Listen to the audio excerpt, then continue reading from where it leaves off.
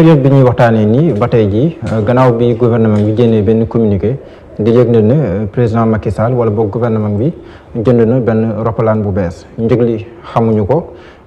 li ñu si wax mooy si budget ministère des forces armées lañ ko jëlee jënd ko muy loo xam te ni dañ koo wax ni que secret défense la waaye tamit beneen question bi ñu posé mooy mbirum opportunité bi ndax fu mu toll nii yell na ñuy jël xaalis yu ñu toll. ñu ngi wax 60 milliards ñu ngi wax 57 milliards waaye koppar ay milliards def ko si wenn roppalaan bu ñu xoolee li ñuy dund jamono ji socio-économiquement yan leeral ngay indi si mbir moomu. waaw jërëjëf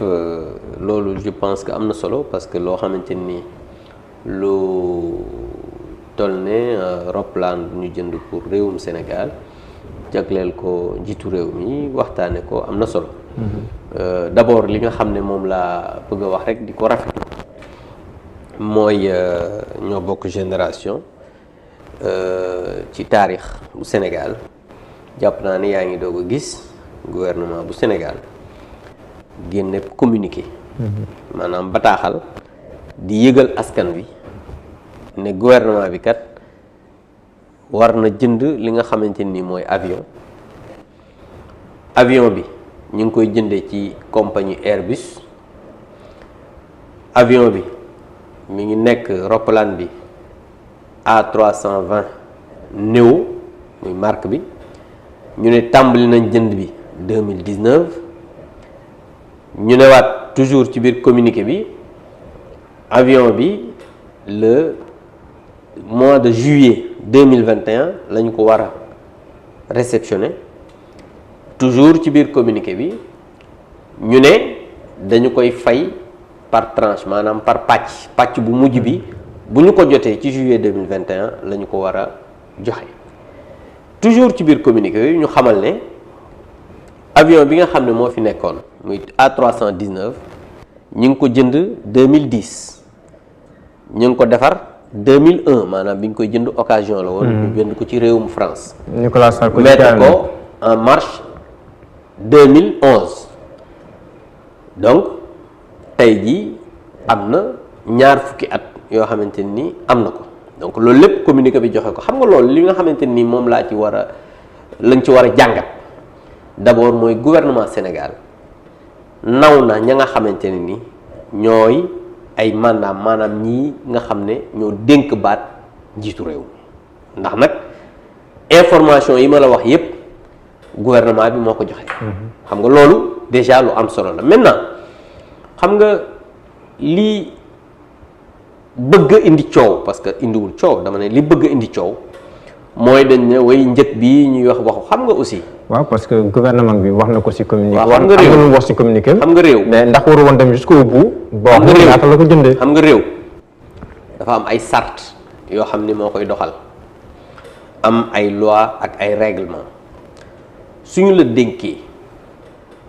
sart yi. da nga war a sàmmonte ak moom parce que li may wax nii dama koy wax ay doomu aadama di ma dégg ñu am xel war nañu xam exactement li may wax est-ce que yanu na maanaam wala yanuwul maanaam mooy ñun dañu am budget boo xam ne dañ koy voté xam nga xaalis bi nga xamante ni moom la ñu jëndee avion bi nekkul alal joo xam ne dafa jóge ci asamaan si rek daal dafa nekk ci budget bu Sénégal te budget Sénégal avion bi nga xamante ni moom la jënd xam nga avion bu ñuy jox présidentiel buy président di utiliser avion de commandement la tudd avion la boo xamante ni avion militaire la l'armée moo koy jënd mettre ko à la disposition du chef suprême des armées qui est le chef de l'État jamono ji nag mi ngi tudd président Macky Sall xam nga Macky Sall avion bi moomu ko njabootam moomu ko partem moomu ko avion bi réewu Sénégal moo ko moom avion bi nga xamante ni nii président Senghor daf ko jëndoon 1976 ba muy dem daf ko bàyyil ki nga xam ne moo ko wuutu muy président Abdou Diouf ba muy dem daf fi bàyyi avion boo xamante ne ni kim ko jox mooy président Abdoulaye Wade président Abdoulaye Wade ba muy dem avion bi mu fi bàyyi daf ko jox président Macky Sall mii tey avion bii nga xamante ni jënd nañ ko dafa doon loo xamante ni nii daf ko fi bàyyil successeur am muy benn est-ce que opportunité bi am na wala amul ñu ngi koy wax. man je pense que balaa ñu wax si opportunité bi mais njëg li ñaata lay jar. xam nga man tey jii su ma nekkee fii naan la njëg bi naa lay jar c'est parce que doo seulement waane naa dugg naa ci loo xamante ni sama yoon nekku ci parce que gouvernement bi ci boppam bi joxe communiqué bi ñu laajee porte-parole gouvernement bi dégg ngeen li mu wax. mais dama bëgg a wax ni ministère des forces armées bu ñuy voté budget à l'Assemblée nationale dañ koy voté sans débat xam nga loolu li muy wund mooy wormaal ak la nga xamante ni moom mooy ñi yor suñu kaaraange réew nan lañ leen war a aare te li ñuy jënd ko avion bi comme ni ma la ko waxee ci budget ministère des forces armées lay nekk dégg naa benn député di wax naan non autorisé wuñu baal doole waaw autorisé wuñu président assemblée pour mu jënd lan mooy avion mais c'est parce que soit moom xamul lan mooy budget wala xamul nan la ñuy doxalee parce que budget ministère des forces armées ñun ñu koy voté amul kenn koo xamante ni mën na la wax ne fii la ñu jëndee hélicoptère bi fii la ñu jëndee arme bi fii la ñu jëndee lii wala lii lañ ko jëndee du ay c'est que dotation la boo xamante ne nii dañu nekk ci budget programme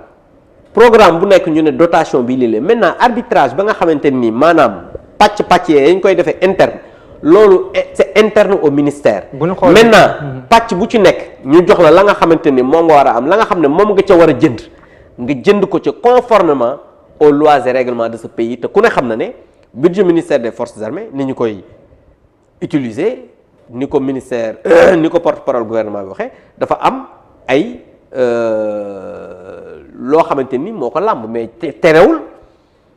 ay loi de règlement tey jii su ñëwee mais di nga xam alal ji fan la dugg. transparence foofu laa ñëwee mais absolument parce que déggoo li ma la wax parce que défense dafa dàq transparence. non secret défense dàqul transparence parce que benn dërëm boo xamante ni jël nañ ko ci budget ministère des forces armées indi ko tey jii boo ñëwee assemblée nationale loi de règlement yi ñoo ne mën naa la wan na nga xamante ni fa la dugg mais dafa doon loo xamante ni lu ñuy weer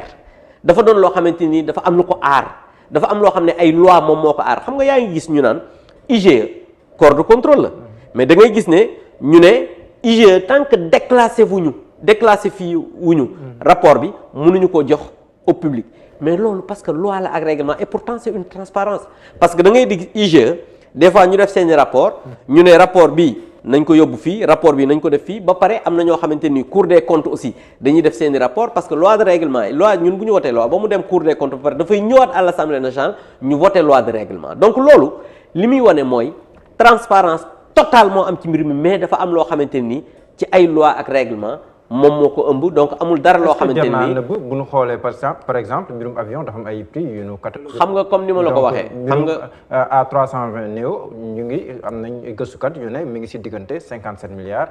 jëm 60 milliards. waaw xam nga loolu li muy wane mooy d'abord kenn mënut a nëbb dara tout est transparent mais dégg nga aussi ak gis nga yow mii taskatu xabaar nga li nga liir naa ko mooy boo demee ci site Airbus dañ naan la prix catalogue jaayeetuñ ko avion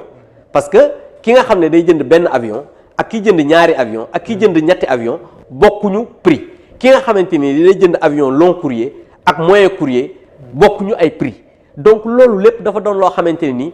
ka nga xamante ni nii wala ña nga xamante nii ñoom ñoo dem signer le contrat ñoom ñoo la mën a wax ni lii moo nekk ci contrat bi nga xamante ni mooy contrat de vente bi donc comme ni ma la ko waxee amul nëbb amul transparence boo ci am parce que tey jii bu ñu ne da ngay jënd benn X6 dinañ xam ne temps lay jar maintenant nag après la nga xamante ni moo cay am comme négociation je pense que entre l'acquéreur ak ki nga xam ne moom moo ko jaay ñoom ñoo ci mën a wax dara donc comme ni ma la ko waxee dafa am ay loi ak règlement yu am ci réew mi nañu xam ne loolu mooy li nga xamante ni moo laal mbir mi waaye transparence mi ngi tàmbalee ay li yéwén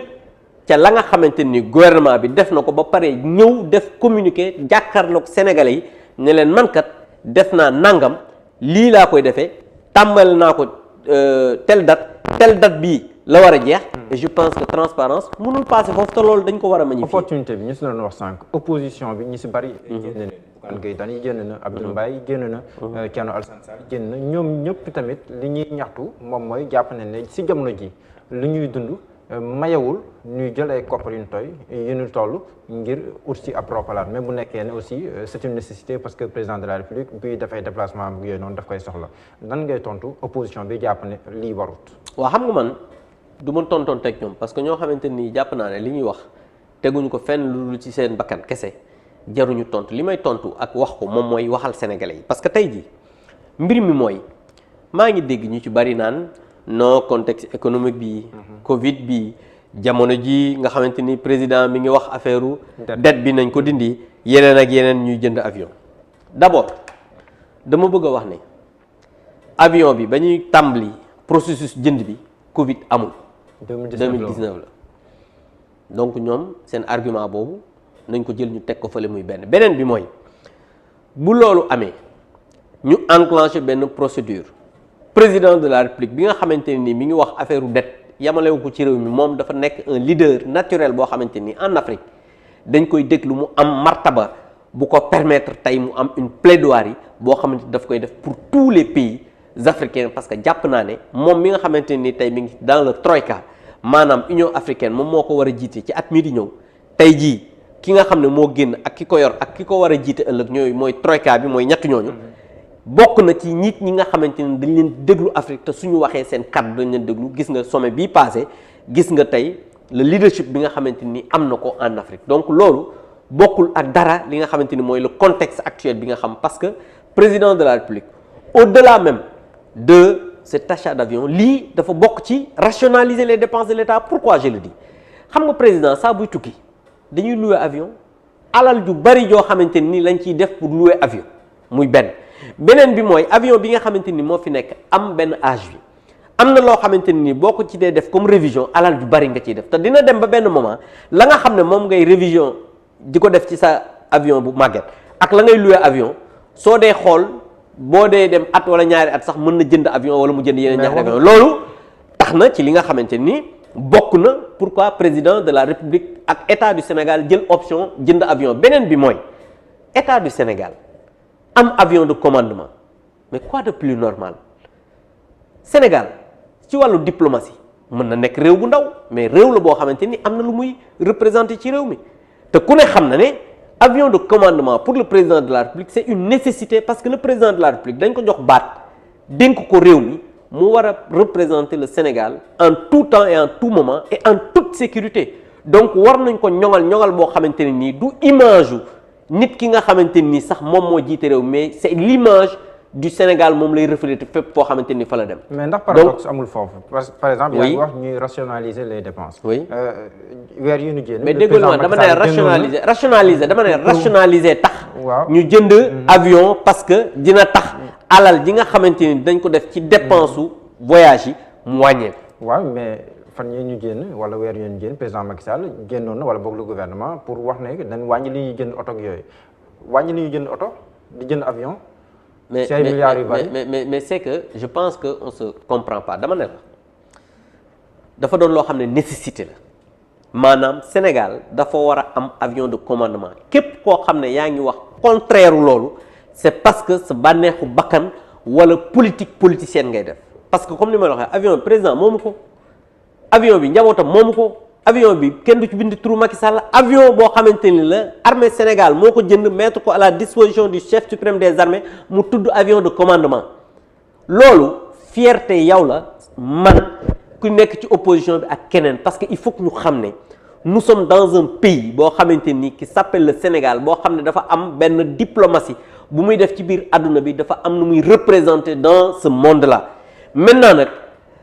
le misérabilisme bi nga xamante ni ci la gars yi bëgg a woo nit ñi ñoom ci seen bopp xam nañ ne ils sont pas là pour ça le problème mooy su fekkee ne état du Sénégal mooy wax ne que dañoo sonn abri provisoire yi bëri na am nañ bëri na urgence wàllum absolument nañu takk ndig yi mais est-ce que xam yóbbu xaalis foofu loolu la misérabilisme mais loolu laa la wax dama ne la président de la République loolu terewul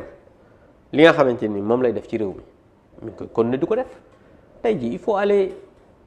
demal ci àll bi nga xool est-ce que 10 ans avant ndox ni mu amee woon booru Kédougou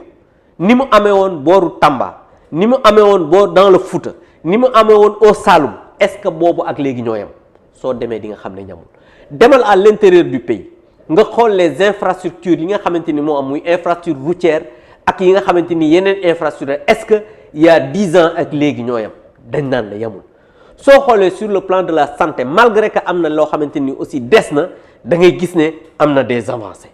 boo xoolee dans tous les secteurs depuis 2012 le président de la République à travers son programme da ngay gis ne ay avancées yu bëri am na ci bien que nag am na loo xamante ni lu des na mais cela n'enlève en rien que l'État dafa war a continuer di fonctionner que l'État dafa war a continuer à être fort que le Sénégal dafa war a continuer à faire rayonner sa diplomatie dans le monde donc loolu dafa doon yoo xamante ni ñoom ñoo ànd parce que président de la République au moment où ñu ngi état bi mi ngi jënd avion mi ngi continuer sur le plan social di def ay réalisations sur le plan des infrastructures mi ngi def ay réalisations mais daanu dajul suuf bien que am na loo xamante ni des na mais mi ngi continuer ak son gouvernement di def des actions et je pense que boo demee ci biir réew mi ak fii nga xamante ni fa la ñu nekk Sénégal di Dakar gi di nga xam ne énormément d'avancées le gouvernement def na ko et dans tous les secteurs